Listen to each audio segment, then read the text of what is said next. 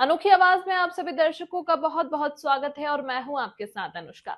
EOW ने MP के उपनेता प्रतिपक्ष हेमंत कटारे पर एफआईआर दर्ज की है। साथ ही हेमंत कटारे के भाई योगेश कटारे और भोपाल विकास प्राधिकरण के अधिकारियों पर भी मामला दर्ज किया गया है।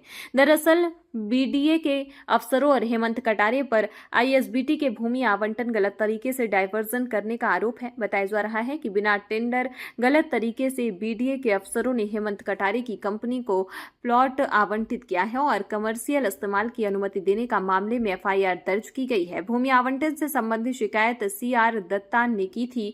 जांच के बाद ईओडब्ल्यू ने मामला दर्ज किया है। उपनेता प्रतिपक्ष हेमंत कटारे ने कहा कि मेरे खिलाफ जो फिर एफआईआर दर्ज की गई है वो झूठी है। ईओडब्ल्यू ने सरकार के दबाव में केस दर्ज किया है। विपक्ष के नेताओं की आवाज दबाने की कोशिश की जा रही है। पहली बार जब मैं विधायक बना था तब भी 6 एफआईआर हुई थी। अदालत ने सब खारिज कर दी थी। जिस मामले में एफआईआर की गई वो 2004 का, जब मैं स्टूडेंट था। मैंने भ्रष्टाचार के आरोप लगाए, इसलिए एफआईआर दर्ज हुई है। 70 साल की मेरी विधवा मां पर भी भ्रष्टाचार का मामला दर्ज कर दिया गया। 21 साल बाद क्यों एफआईआर दर्ज की गई? एफआईआर से डरूंगा नहीं, दोगुनी ताकत से भ्रष्टाचार के मामले उठाऊंगा। वहीं दूसरी और बीजेपी के उपनेता प्रतिपक्ष पर सवाल उठाए हैं। भाजपा प्रवक्ता नरेंद्र सलूजा का कहना है कि ईओडब्ल्यू ने एक शिकायत के आधार पर प्लॉट की गड़बड़ी के मामले में कांग्रेस के उपनेता प्रतिपक्ष हेमंत कटारे पर प्रकरण दर्ज किया है, तो इससे कांग्रेस बौखला क्यों रही है? क्या कांग्रेस के नेता नियमों और कानून से बड़े हैं? क्या कांग्रेस के नेता कोई गड़बड़ी करें तो उन पर कोई कार्रवाई नहीं होनी चाहिए? मुझे अभी अभी ज्ञात हुआ है कि ईओडब्ल्यू द्वारा मुझ पर और मेरे परिवार के ऊपर एक झूठा एफआईआर पंजीबद्ध किया गया है। मैं इसके लिए पहले तो विशेष रूप से बिल्कुल दिल से आभारी हूं माननीय मुख्यमंत्री जी का, डॉक्टर मोहन यादव जी का, जिन्होंने ईओडब्ल्यू पर दबाव डाल करके अपना एक ब्लैकमेलिंग का ईओडब्ल्यू को टूल बना रखा है और इस प्रकार के झूठे अपराध पंजीबद्ध करवाते हैं विपक्ष की आवाज को दबाने के लिए। क्योंकि नए साल पे आपने ये मेरे को बिल्कुल नया उपहार दिया और ऐसे ही जब मैं पहले विधायक बना था तब भी मेरे ऊपर 6 अपराध झूठे पंजीबद्ध हुए थे और बाद में एक एक करके न्यायालय ने उन सभी अपराधों को निरस्त भी कर दिया था, आरोपों को। ये 2004 का घटनाक्रम है जो मेरी जानकारी में है। शायद उन दिनों मैं कॉलेज लाइफ में स्टूडेंट था और मुझे तो पता भी नहीं था ये सब क्या राजनीति और क्या चीजें हैं, पर ठीक है, राजनीति में आया हूं तो मुझे लगता है राजनीति से प्रेरित होकर के इस प्रकार के आरोप प्रत्यारोप लगेंगे। मुझे तो ऐसा लगता है काफी देरी से मुख्यमंत्री जी जागे हैं।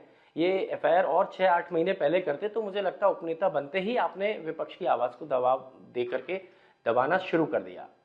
मेरे स्वर्गीय पिताजी सत्यदेव कटारे जी जब नेता प्रतिपक्ष थे और व्यापम की उनने आवाज उठाई, पूरी सरकार को घेरा और आज तक व्यापम के मामले में कई भारतीय जनता पार्टी के नेता जेल में गए और शायद बाद में फिर भी जाएंगे भविष्य में। उस समय पे एक झूठी पी पंजीबद्ध करी 2015 में जब पिताजी नेता प्रतिपक्ष थे। उनके स्वर्गवास के बाद कोई एजेंसी ने, किसी सरकार ने कुछ नहीं किया। आज जैसे ही मैं उपनेता प्रतिपक्ष बनकर के आया और सरकार के ऊपर भ्रष्टाचार के आरोप लगाना जब शुरू क्या कर दिए मैंने, तो अचानक से मैं आरोपी बन गया। जब हम पद पे नहीं होते हैं तब हम लोग पाक साफ होते हैं मध्य प्रदेश की जनता के बीच में, और जैसे ही हम लोग पद पे आ जाते हैं वैसे ही हमारा पूरा परिवार को भ्रष्टाचारी और झूठी एफआईआर करना शुरू हो जाती है सरकार। तो ये कैसी राजनीति है? मैं तो पूछना चाहता हूं प्रदेश की जनता से और मीडिया के माध्यम से मैं पूछना चाहता हूं कि आप खुद सोचिए, क्या ये उचित है कि मेरी विधवा मां आज 70 साल की उम्र में उनके ऊपर एक भ्रष्टाचार का आरोप लगा दिया? कितना नैतिक है? मुख्यमंत्री जी को कम से कम इतना लिहाज या इतनी मर्यादा तो रखनी चाहिए, इतनी शर्म तो उनके अंदर होनी चाहिए कि कम से कम राजनीति आपस में ही रखे, घर की महिलाओं बच्चों को तो नहीं घसीटना चाहिए। लेकिन ठीक है, आपका सोचने का जो स्तर है, आपका कार्य करने का जो भी स्तर है, मैं उसका भी स्वागत करता हूं। मुझे न्यायालय पे पूर्ण भरोसा है, मैं इसको न्यायालय में पहले की तरह लेके जाऊंगा। न्यायालय पुनः इन आरोपों को झूठा सिद्ध करेगी, क्योंकि 2004 का प्रकरण 21 साल पुरानी घटना को आज आप 21 साल बाद क्यों उठा रहे हैं? मैं तो मीडिया के लोगों से बोलना चाहता हूं कि किसी भी ईओडब्ल्यू के जिम्मेदार अधिकारी से जाके आप पूछिएगा कि आज आपको 21 साल बाद क्यों याद आया हेमंत कटारे के उपनेता प्रतिपक्ष बनते ही कि ये एफआईआर दर्ज होनी चाहिए। 21 साल के बीच में ये कोई अपराध नहीं था क्या? 10 साल पहले आपने प्राथमिकी दर्ज करी, चलो इन 10 वर्ष में आप अपराध दर्ज कर लेते, लेकिन नहीं। जैसे ही मैं सरकार के खिलाफ बोलना शुरू हुआ, अचानक से सारी एजेंसियां मेरे खिलाफ सक्रिय हो गई और झूठा आरोप मेरे ऊपर लगा दिया। ठीक है, जैसी सरकार की मंशा। लेकिन मैं ये कहना चाहता हूं कि अब इस एफआईआर के दर्ज होने के बाद मैं दुगनी ताकत से, मुझे और प्रेरणा मिली है और मैं और दुगनी ताकत से आपके भ्रष्टाचार की, आपके काले कारनामों की पोल खोलूंगा, चाहे विधानसभा के अंदर हो चाहे विधानसभा के बाहर हो। मैं इनसे दबने वाला नहीं हूं। स्वर्गीय सत्यदेव कटारे जी का खून है मेरी रगों में और अपनी आखिरी सांस तक मैं आपके खिलाफ दमदारी और ईमानदारी से लड़ाई लड़ूंगा। मुख्यमंत्री जी को पुनः धन्यवाद, पूरी भारतीय जनता पार्टी को पुनः धन्यवाद और आशा करूंगा कि ऐसी कई और झूठी एफआईआर आप मेरे ऊपर दर्ज करते रहेंगे। बहुत बहुत धन्यवाद। ईओडब्ल्यू ने गलत प्लाट को लेकर एक शिकायत के आधार पर कांग्रेस के उप नेता प्रतिपक्ष हेमंत कटारे और उनके परिजनों पर मुकदमा दर्ज हुआ। कांग्रेस चालू हो गई, हेमंत कटारे चालू हो गए, मुझ पे मुकदमा दर्ज कर लिया, बदले की कार्रवाई कर रहे हैं, सरकार ने ऐसा कर दिया, सरकार ने वैसा कर दिया। अब इसमें सरकार कहां से आ गई?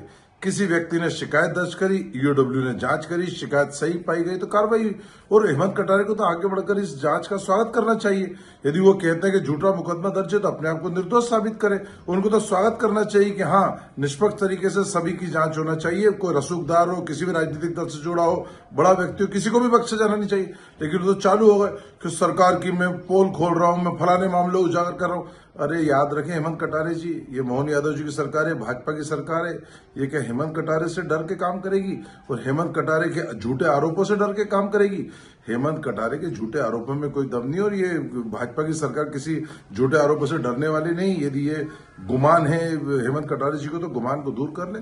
और खुद कांग्रेस यदि किसी अन्य व्यक्ति के ऊपर ईओडब्ल्यू की कार्रवाई होती, लोकायुक्त की कार्रवाई होती तो बड़ी बड़ी पत्रकार वार्ता लेते, बड़े बड़े आरोप लगाते, जांच एजेंसियों पर निशाना साधते हैं, ये कार्रवाई करो, ये जांच करो, बड़े बड़ी मछलियों को पकड़ो, बड़े बड़े मगरमच्छों को पकड़ो। अरे बड़ी मछली और बड़े मगरमच्छ पे यदि हाथ डाला है तो फिर बौखला क्यों रही कांग्रेस इतना? खुद ही तो कांग्रेस कहते हैं कि बड़ी बड़ी मछलियों और बड़े मगरमच्छों पे हाथ डालो, तो डाला तो है, तो फिर बौखला क्यों रही है? सामना करो जांच का। इतनी हड़बड़ाहट क्यों, इतनी घबराहट क्यों? समझ ही नहीं आ रहा है। स्वागत करना चाहिए जांच का कांग्रेस को आगे बढ़ के और कहना चाहिए कि हाँ, यदि हम निर्दोष, झूठा मुकदमा कायम हुआ तो हम निर्दोष साबित करेंगे। लेकिन तमाम आरोप लगाने में लगा, यही कांग्रेस का चरित्र है। इस खबर में फिलहाल इतना ही। अन्य खबरों के लिए देखते रहिए अनोखी आवाज।